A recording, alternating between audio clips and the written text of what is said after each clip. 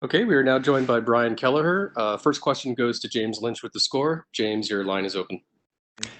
Hey, Brian, congratulations on the victory. First, I got to ask, how was it fighting at featherweight tonight and not having to cut those extra pounds? It was a big difference, especially coming into fight week, not really having to stress it too much. I was like 164 pounds like 2.5 weeks ago, so I knew I couldn't make bantamweight.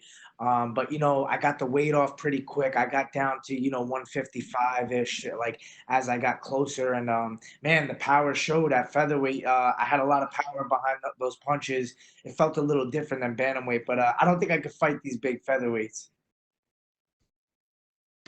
Anything about Hunter surprise you in this fight? Not really. He did a lot of the things that I watched that I saw on tape. His tendencies are to throw wide hooks, low leg kicks, couple of left body kicks he walks into. I kind of saw everything that I expected from him.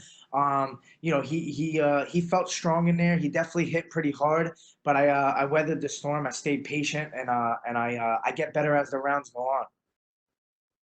And that was your first TKO win since October of 2017. Is there a bit of a weight lifted off your shoulders? I know you've had submission wins, but getting that TKO finish is always nice. Well, there's no T in that. That's a KO, right? Yeah. Yes, KO. Yeah. Yeah, so it's been a little while, man, but it feels amazing to get that. I'm a finisher, like whether it's submission, TKO, KO, like I always look to finish the fight. So for sure, when you see me fight, you're gonna see some finishes. And last one for me, I know you wanted some custom Reebok gear. Why not the New York Islanders colors? I was kind of surprised by that. Hey, you got me there. We should have asked for that. I figured tie-dye shorts would be fitting for the O'Malley fight. Enjoy the win tonight, Brian. Thank you, James. Appreciate it. Up next, we have Gabriel Gonzalez with Cage Side Press. Your line is open. Hey Brian, congratulations. Obviously, Hunter had a very good start to that fight. Can you just talk about what instruction you got in between rounds going into the second? Man, that's a good question. Right now, I can't recall exactly what they were saying. I think mostly just let go of my punches, get in range, get a little bit closer.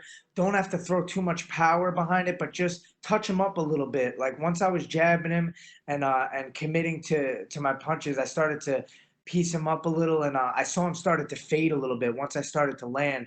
So for me, first round started a little slow. I let him kind of let a little bit of steam out, and then I came out strong in the second. On Saturday, we had a lot of people talking about how the commentators, words, because it was so quiet, they could hear a lot going on. Was that the experience for you? Like, did you feel like you were getting Daniel Cormier's instruction also, or were you tuning a lot of them out? No, I didn't hear any instruction as far as like what they were commentating. I definitely heard voices, it was different. But I heard my corner crystal clear. I heard Hunter's corner as well. It was kind of funny. I heard Hunter's corner say, "Oh, that was nice. You broke his nose." And I'm sitting there and I'm in the middle of the fight thinking, "Oh shit, like did he really break my nose?" Like I don't know. I have adrenaline. So I saw something in the corner of my eye here, and I started to wipe it just to see, like, is that my nose that I see? Is my nose all crooked? So they actually got me with that. It was interesting to hear what they were saying and to hear my corner crystal clear. Finally, you're now building this reputation, the Contender Series killer. Can you just talk about what is it about the Sean O'Malley fight that gets you pumped up for the matchup? Is it just his name? Is it the style? Talk to me. Yeah, man, it's just his name, the hype. The UFC. I know how they do things. They're trying to bring these guys that have star potential up slow, and give them the matchups that are more favorable for them potentially. And I know at some point you got to just fight who they put in front of you. It doesn't matter. At some point, if you think you're the best, you got to fight anybody who they put in front of you. So I'm just trying to steal that hype, and I'm trying to make my career better. If he's gonna be a star and I take him out, then I'm gonna be a star. Gotcha. Brian, congratulations. Thank you. Thank you. Up next, we have Shaquille Majuri with MMA Mania. Hey Brian, congrats on the huge win, man. Thank you. I appreciate it. Now, for those not in the know, Brian Kelleher is, as far as I'm concerned, the best rapper in MMA. When's the album dropping? I know we got to come out with some more songs, man. They got me singing over here. at the post-fight media day. They got, I got some songs in the works. I got some songs on Spotify, but I definitely want to make like a full album or a full mixtape and then release it all together at once. It's hard, man, because when I'm in these fight camps, like I'm 100% focused on the fight game. So, sometimes I write and I kind of do things in between my training sessions, but I definitely don't put enough time into it to make what the quality that I really know I can make. So I got to put a little bit more time in after the fight now. Speaking of quality, that was a quality KO. There's like a lot to unpack in that moment. I'd like it if you can break it down for us, because you drop him, you're ready to celebrate. You know he's out. There's like a quarter of a second. You see the referee's not jumping in, so you go for the follow-up. Can you like walk me through everything that's going in your mind from the moment you land that shot? Yeah, so he throws an inside leg kick. I counter with a left hook. I kind of feint to the left side, and then I throw my left hook, and I could just feel it in my glove, like the way that it connects is like, ooh, like I know that was the shot. Like I see his chin kind of snap. He falls back. I'm looking at him. I see in his face he's out cold, and I know, and I don't want to continue to inflict more damage on guys if I don't have to. So, I kind of see the ref pull up beside me, but he's not stepping in to stop the fight. So I have no choice but to follow up and finish. And I really hit him good with 2 hammer fists, and then the ref stepped in there. Yeah, it's incredible how much you can process there in such a short amount of time. Last thing for you, I heard on the broadcast that you did have a chance to connect with Dana White real quick. Did you talk about the Sean O'Malley fight at all? And if so, what did you say? Yeah, I told him I want the tie-dye shorts, for the Sean O'Malley fight. I felt like that was fitting, so I was telling him that, and then he was telling me actually that the odds, when a lot of people are betting right now, because sports are not really going on.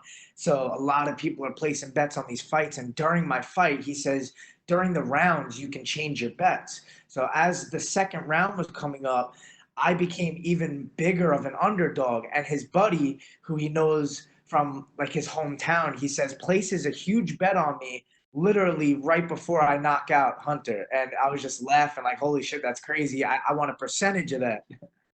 And you deserve it, Brian. Thank you so much, man. Congratulations again. Thank you. Appreciate it. And last question comes from Luis Green with MMA Crazy. Your line is open. Hi, Brian. Congratulations. Thank you.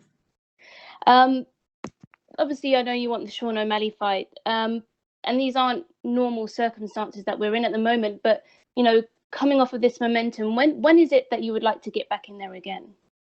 Yeah, well, I got some stitches on my toes, which they give you like a 30-day suspension thing. So, I'm sure that'll heal up pretty quick.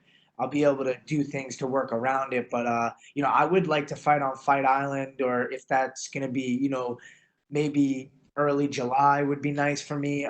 Maybe at the Apex in Vegas. We'll see how things play out. But right now, May 13th, June, I would say by mid-July to late July probably would be a good time for me. Okay, and obviously 2 back-to-back finishes now. Is there anything that you can kind of put that down to? Anything that you've maybe changed going into the last 2 fights that you can, credit your performances to? Yeah, for sure. It's cool, calm, collected. It's my mindset. I've talked to myself, and I convinced myself to enjoy the process all the way through. There's a lot of crazy nerves and crazy thoughts that come, and you have to understand and accept that thoughts are just thoughts. You can't allow them to control you and make you feel certain ways. So, sometimes you get these crazy nerves and these negative thoughts that come in, and fighting's a crazy, scary thing. So you have to allow yourself to remain calm and to have fun with this crazy thing that you're about to do. And that's what I do now. Going into these fights, I smile before, and I just kind of tell myself, like, you love to do this, like this is all you do, this is all you know. So have fun with it. All right. Well, congrats. Thanks. Thank you. All right. Thank you, Brian. You're good to go. All right, guys. Thanks.